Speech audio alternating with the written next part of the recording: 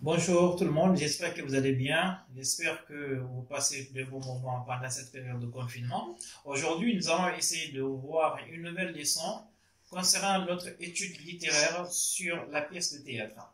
Alors, cette partie, on va étudier la scène d'exposition. La scène d'exposition, nous allons prendre l'extrait de acte 1 et acte 2. Alors, on va parler d'abord de situation de passage. Nous allons situer ce passage par rapport à notre œuvre qu'on va étudier. Il s'agit des scènes 1 et 2 du premier acte. Alors, de la pièce de théâtre de Molière, une pièce de théâtre comique de bourgeois gentilhomme, du dramaturge français du XVIIe siècle. Les deux scènes représentent les scènes d'exposition de la pièce où sont présentés les lieux, où sont présentées l'intrigue, de M. Jourdain, le protagoniste, où sont présentés aussi certains personnages. C'est en qualité de bourgeois qui est devenu riche grâce à son commerce et son rêve d'être un gentilhomme.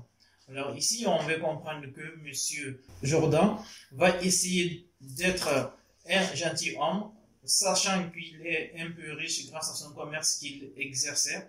Donc, il se voit parmi les bonnes personnes. Alors, nous allons passer à la suite, la présentation des personnages. Ici, on va commencer par M. Jourdain, c'est le protagoniste de la pièce de théâtre. C'est un bourgeois qui veut devenir noble et galant. C'est un sot, en fait, il est un peu stupide, donc naïf et ignorant. Pourquoi on va voir son ignorance? Parce qu'il va se mettre à travailler avec les maîtres, donc maître à musique, maître à danser, maître d'armes.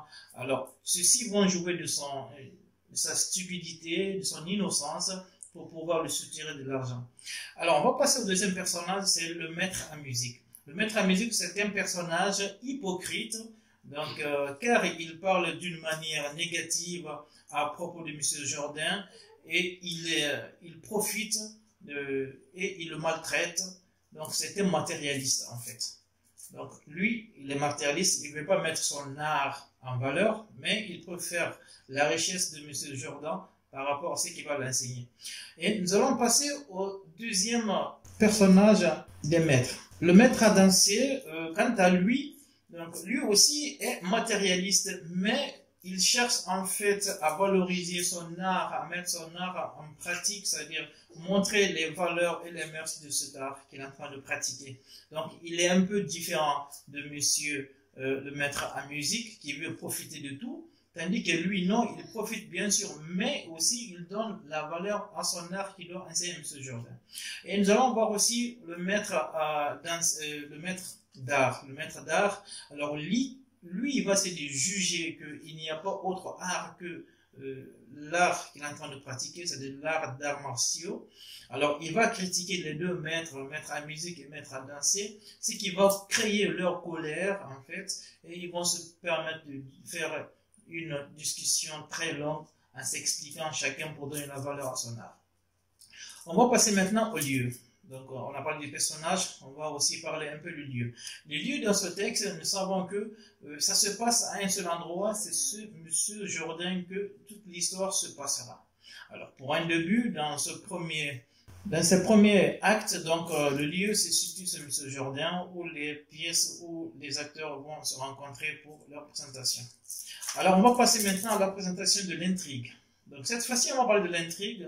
Donc, notre intrigue, c'est-à-dire la pièce tourne autour de cette folie de M. Jourdain, alors sa façon de réfléchir, donc sa naïveté, donc tout ça mis en valeur, c'est de ça on va essayer de discuter. Donc il veut devenir à n'importe quel prix un bourgeois gentilhomme, coûte que coûte il veut devenir, malgré que sa fille devait se marier, donc il oublie le mariage de sa fille, donc pour mettre le profit en fait de devenir un gentilhomme. Alors voilà, c'est la guerre là qui va mener entre lui et sa femme. Comme vous allez lire la suite de l'histoire, bien sûr.